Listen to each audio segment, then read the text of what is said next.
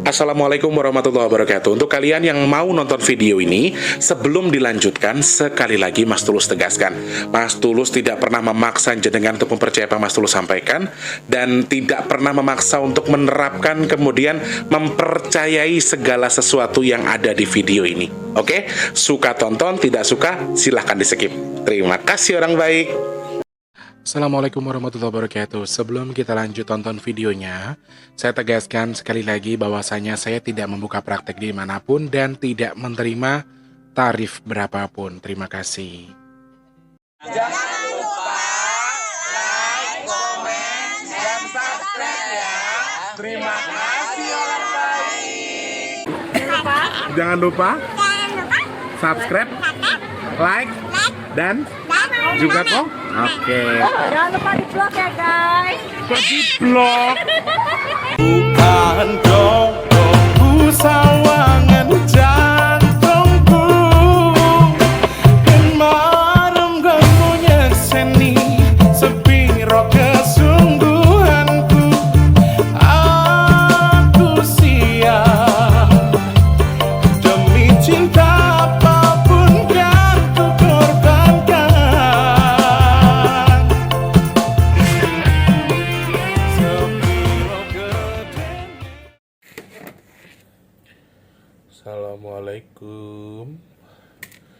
Assalamualaikum warahmatullahi wabarakatuh. Selamat pagi. Aku nggak bisa terlalu keras ya guys, soalnya Mas Wardi baru istirahat lagi.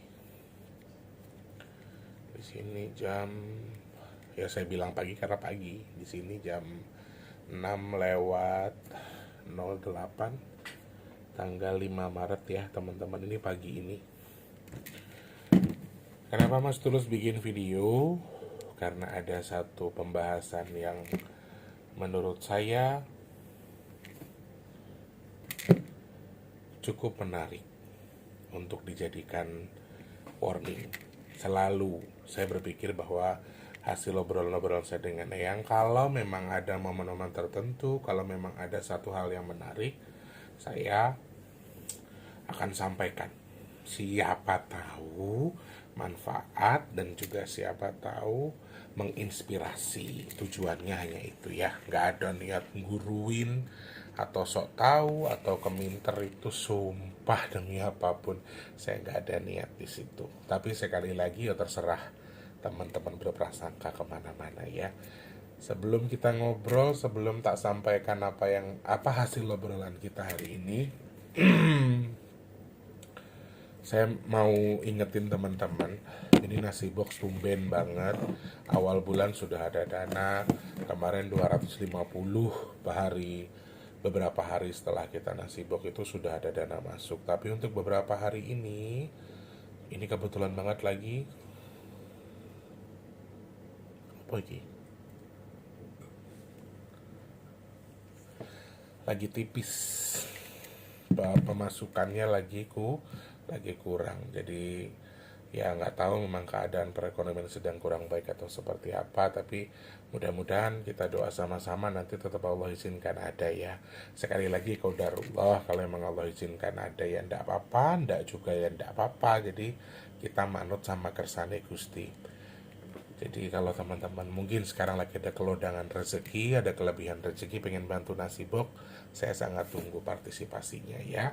Kemudian buat yang mau ikut tamu ngomong juga, saya masih open sampai di sebelum lebaran.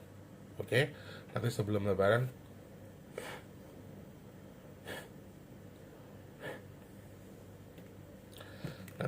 lebaran kita akan gelar among-among akbar. Teman-teman yang masih pengen ikut buat among-among badannya sendiri, pengen ikut among-among buat usahanya, buat anak bajang, kalau memang punya segala macamnya, bisa cek nanti Mas Tulus sematkan di kolom komentar paling atas ya.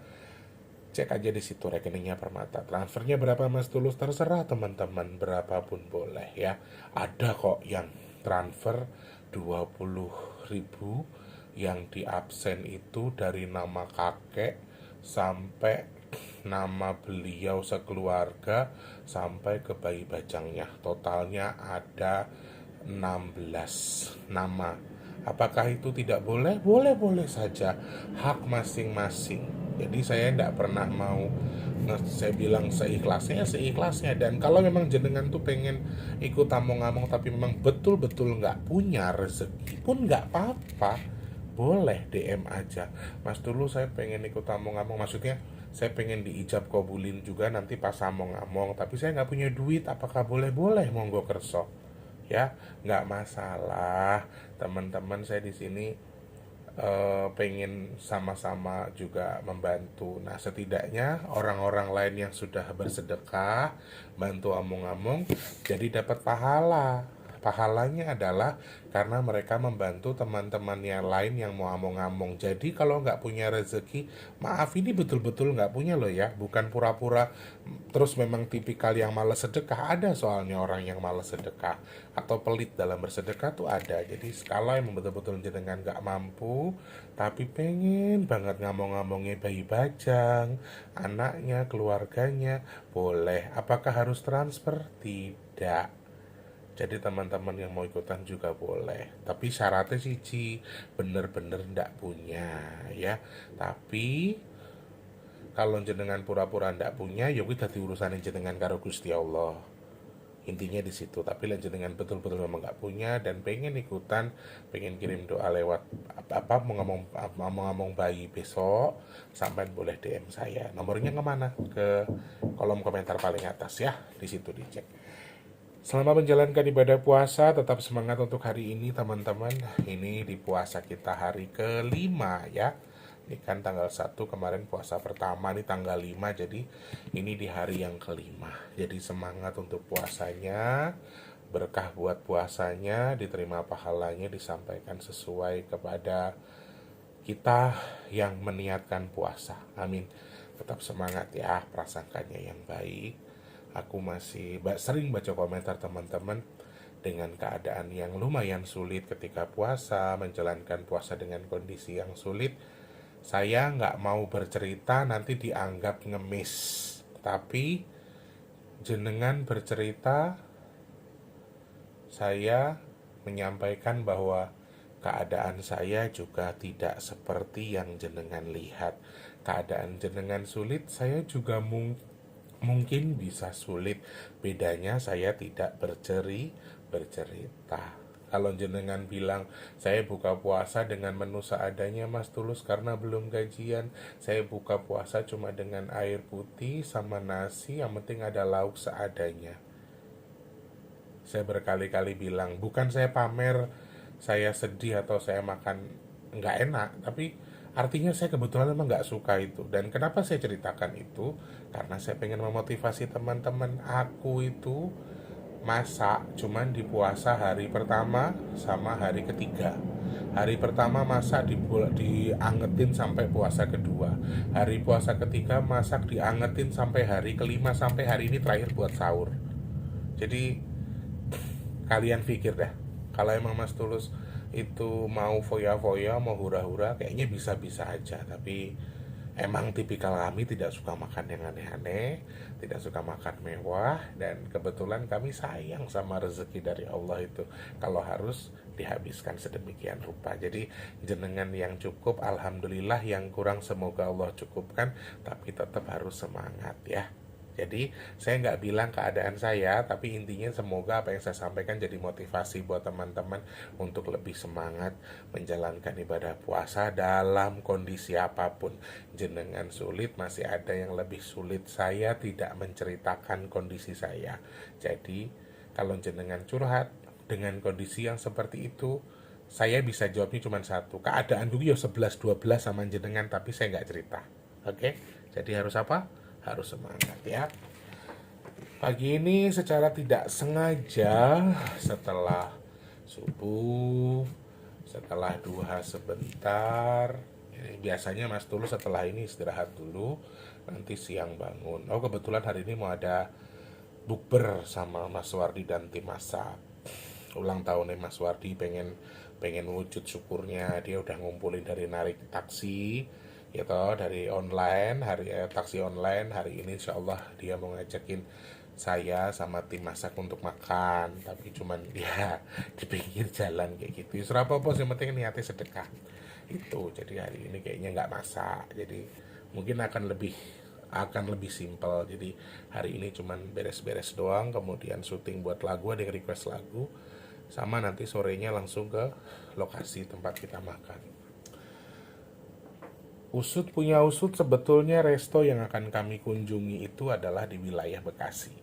Tadinya kami cari resto untuk makan di wilayah Bekasi. Tapi ternyata ada banjir seperti ini. Tidak sengaja ada celotehan saya yang terjawab sama Eyang oleh fenomena ini. Oke, karena fenomena banjir yang sedang terjadi di beberapa titik. Sekali lagi bukan hanya Bekasi, tapi di beberapa titik. Dan kami akhirnya memutuskan cari resto yang deket-deket sini aja, yang di pinggir jalan, biarin yang penting ada. Kita bisa reservasi dan bisa untuk tempat kita makan nanti sore, buka puasa. Dan disitulah mulai ada obrolan-obrolan soal banjir, ada obrolan-obrolan soal apa banjir bandang yang terjadi, bukan banjir bandang terjadi di Cisarua, di Bogor, di Bekasi, Depok, Jakarta dan seterusnya. Semakin hari justru semakin parah teman-teman, karena hujannya intensitasnya tetap ada. Hari ini sih belum ada dengar suara hujan. Aku juga aneh kalau di tanggal genap itu hujan dari pagi, kalau tanggal ganjil ndak hujan. Dan aku harap mudah-mudahan ndak hujan ya hari ini. Harapanku mudah-mudahan ndak hujan, biar cepat surut, bisa cepat maksimal. Karena sampai sekarang, kalau teman-teman mau tahu ya, ini justru menjadi banjir tahunan terbesar yang pernah terjadi sejak tahun 2020. Jadi pernah sekali. Dan Ketapang, tempat tinggal saya itu, saya pernah ngalamin dengan kondisi banjir terbesar jujur. Tetapi alhamdulillah tidak berdampak ke sesuatu yang kurang baik. Dan itu sudah besar. Ternyata di Ketapang nggak pernah banjir, tapi di sini malah banjir. Poin yang disampaikan Eyang terkait dengan ini tadi salah satunya. Saya jawab, ini sampai kapan? Apakah ini akan panjang? Apakah ini akan apa namanya? Apakah ini akan menjadi bencana nasional yang lumayan besar? Eyang hanya menjawab, mudah-mudahan sedelo meneh. Mudah-mudahan sebentar lagi. Tetapi ada poin lain yang disampaikan beliau bahwa sepertinya para pemerhati lingkungan ya, kemudian beberapa organisasi yang menyatakan bahwa alih fungsi yang ada di Jakarta, Jabodetabek khususnya, ini sudah luar biasa parah sehingga resapan air tidak ada, kemudian menjadi penyebab utama banjir. Artinya di sini ada salah fungsi, ada alih fungsi yang tidak sesuai, ada oknum dengan keserakahannya. Karena yang bilang sesuatu tadi, maknanya begini. Setelah diobrolin sama saya, makna yang beliau sampaikan adalah nanti di sela-sela banjir ini, di sela musibah ini akan terbuka beberapa hal. Jadi banjir ini sebetulnya sedang menunjukkan jati dirinya, jati diri alam maksudnya ya. Jadi banjir ini menjadi media penunjuk jati diri alam. Kita sudah banyak tahu ada perumahan-perumahan besar yang ternyata dibangun di lahan yang tidak seharusnya. Dan saya lumayan shock, beberapa titik perumahan yang banjir itu adalah perumahan yang ada di pikiran saya untuk sempat akan saya lakukan survei. Jujur teman-teman. Jadi tetapi saya ngerasa kayak yang nanti aja gampang gitu. Jadi rasanya kayak pengen cepat punya rumah sendiri dengan kondisi yang seadanya, nggak usah yang mahal-mahal, nggak usah yang bagus-bagus, jauh dikit nggak apa-apa, tapi yang penting aman banjir. Dan ternyata sebagian besar rumah-rumah yang mau saya datangi itu banjir. Dan salah satu omongan Eyang soal ya ini banjir ini akan membuka sesuatu. Jadi memang prosesnya diharapkan yang tadi bilang semoga tidak lama, semoga sebentar lagi berkurang, tapi ada yang lebih besar. Ada ada titik tertentu yang lebih besar. Jadi ini nih kayak lagi nyari celah di mana mereka menunjukkan iki kleru, ini salah, ini. Ngerti nggak sih? Eh, ada sesuatu yang sedang akan ditunjukkan oleh alam kepada kita. Protesnya mereka, protesnya alam kepada kita, menunjukkan satu kebenaran. Ya, titik poin paling utama adalah di mana ada perumahan yang terendam sampai atap, di mana tempat itu pada dasarnya adalah lahan terendah dari perumahan-perumahan lain, alias mungkin saja sebenarnya fungsinya adalah tempat pembuangan atau mungkin sungai atau mungkin kubangan yang memang digunakan bukan tidak dan tidak seharusnya untuk perumahan. Ini poin-poin itu muncul dari hitungan saya setelah tadi ngobrol sama Eyang, dan masih banyak hal-hal lain yang harus terkuak. Jadi ada sesuatu yang akan terbongkar. Nah, inilah cara alam untuk membongkar dirinya mereka sendiri. Apa yang dibongkar? Yang pasti sesuatu yang tidak prosedural, alias sesuatu yang tidak sesuai dengan fungsinya. Karena sudah banyak ahli yang mengatakan banjir Jabodetabek ini bukan karena faktor cuaca saja, ada angin dari sana, ada angin dari sini, ada siklus ini, ada badai ini yang nyatu yang datang ke Jawa dan ke Indonesia maksudnya. Dan ini nih terjadi sebagian besar dari Sumatera sampai Papua, teman-teman. Jadi hampir merata di seluruh Indonesia. Ya, dan salah satu penyebabnya diprediksikan karena cuaca, angin dari sana sini sampai ke kita mengarah ke Indonesia. Kemudian juga beberapa ahli menyatakan bahwa ini karena alih fungsi yang tidak sesuai, fungsi lahan yang tidak seharusnya. Nah, aku rasa menurut penyampaian Eyang ini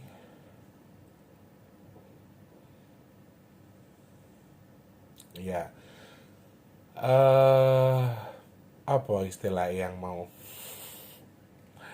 mengeluarkan senjatanya. Alam tuh lagi ngeluarin senjatanya buat membuka sesuatu yang sudah dibuka. Begini caranya, alam tuh sebetulnya sudah mengingatkan bahwa itu salah. Ya, segini ya teman-teman. Saya tidak menyalahkan satu lokasi, saya tidak menyalahkan pemerintahan ini, pemerintahan itu.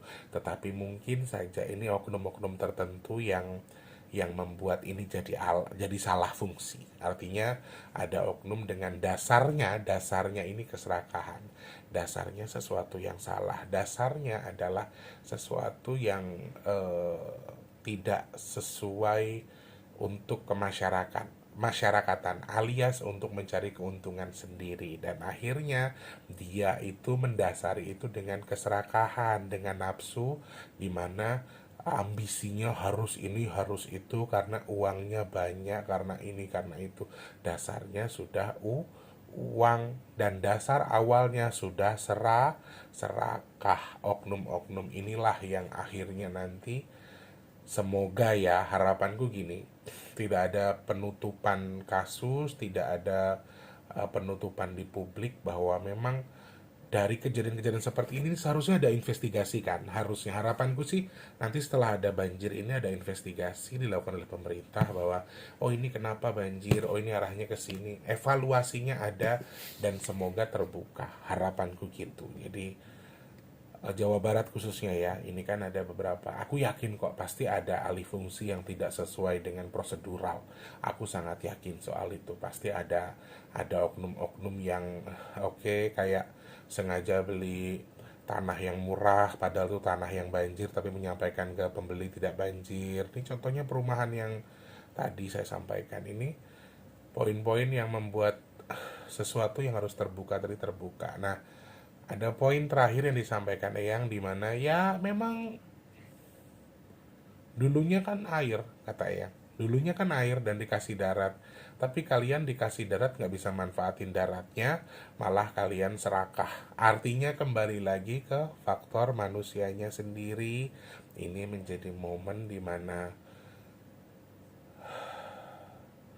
katanya Eyang dulu tuh banyak air di sekitar kita. Mungkin juga tempat tinggal kita yang sekarang itu dulunya tuh sungai atau laut atau apa yang terangkat dan kemudian menjadi momok yang apa ya, terlupakan oleh kita bahwa asalnya dulu air. Jadi sebagian besar yang disampaikan Eyang ke saya ini adalah tempat yang sekarang banjir itu sebetulnya dulu adalah tempatnya air. Jadi mereka itu tidak menyerang siapa-siapa. Ini penegasan Eyang ya. Penegasan beliau itu adalah sebetulnya air itu tidak menyerang siapa-siapa. Tapi air itu mencari tempat di mana dia dulu berasal. Ngerti maksudnya? Jadi air itu sudah seharusnya ada di situ. Bukan air itu jahat, bukan air itu ingin menjadi musibah buat kita. Tetapi sekali lagi qadarullah, izin Allah menyatakan mengizinkan kun fayakun jadi musibah buat masyarakat.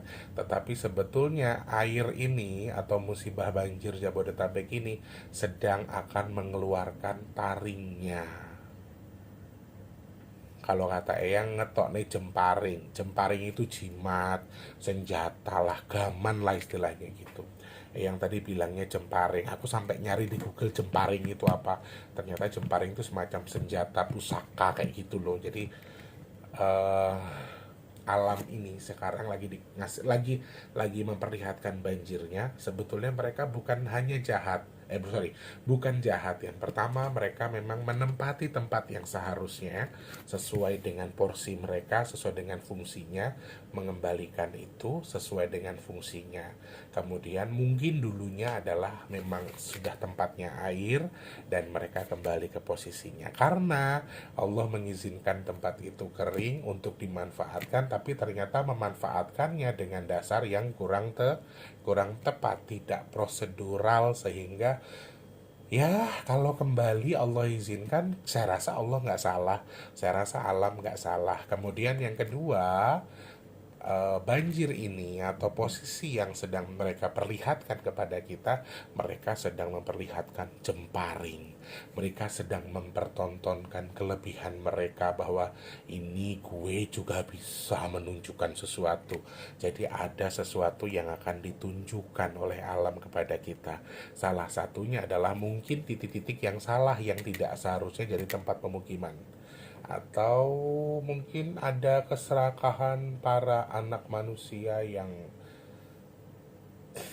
serakah dengan memanfaatkan sesuatu yang artinya tidak sesuai dengan harapan kita, ya. Dan titik-titik tertentu ini masih ada beberapa poin yang aku nggak bisa sampaikan secara detail, teman-teman. Sekali lagi, jangan percaya dengan bahasaku, silahkan kalian cerna sendiri. Kalau kalian ngerasa nyambung, berarti ya mungkin kita satu frekuensi. Yang ngerti apa yang saya sampaikan tuh ya memang satu frekuensi. Kalau enggak ya susah. Mungkin akan bilang sok tahu, mau bilang ramal, mau bilang apa, aku terserah dengan pandangan kalian. Tapi ini sebuah penjelasan atau wejangan yang menurut saya itu bagus untuk ini. Jadi masih ada sedang mengeluarkan taring, kemudian tadi masih ada potensi yang sama, tapi harapannya Eyang tadi beliau menyampaikan semoga ini dang rampung, cepat selesai, sudah jadi sistemnya memang sedang resik-resik, sedang bersih-bersih. Nanti lama-lama setelah bersih dia akan kembali kepada fungsinya lagi, mengingatkan, menunjukkan bahwa ya saya juga bisa marah gitu loh. Alam tuh juga bisa marah, alam tuh juga bisa menunjukkan jemparingnya, menunjukkan taringnya, menunjukkan sesuatu yang harus ditunjukkan. Dan memang ada proses-proses yang sedang mereka perlihatkan kepada kita, kesadaran kita bagaimana terhadap alam. Kemudian juga ada sesuatu yang mau terbuka di sini. Ada banjir Jabodetabek itu sedang mempersiapkan sesuatu yang akan terbuka, ya. Jadi memberikan kesadaran kepada kita. Sekali lagi bukan mereka jahat, tapi mereka kembali kepada tempatnya. Jadi mereka tidak merebut hak siapapun, mereka kembali kepada tempatnya. Itu bahasanya agak berat, mungkin susah untuk difahami, tapi semoga dimengerti ya. Selamat. Kita doakan sama-sama, mudah-mudahan kadar airnya segera berkurang. Walaupun yang bilang bahwa masih sangat-sangat ada potensi, dan ini akan rata di seluruh Indonesia dari Sumatera sampai Papua. Jadi ya selamat selumun selamat saja. Doakan untuk yang sudah tertimpa semoga segera terangkat bebannya. Untuk kita yang belum tertimpa semoga Allah jauhkan kita dari bala apapun. Amin amin ya rabbal alamin.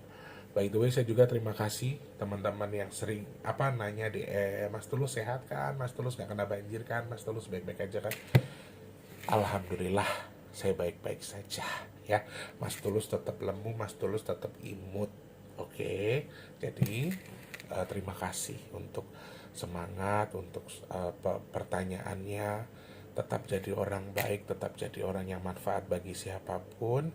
Terus jangan lupa bersyukur dan jangan lupa untuk semangat.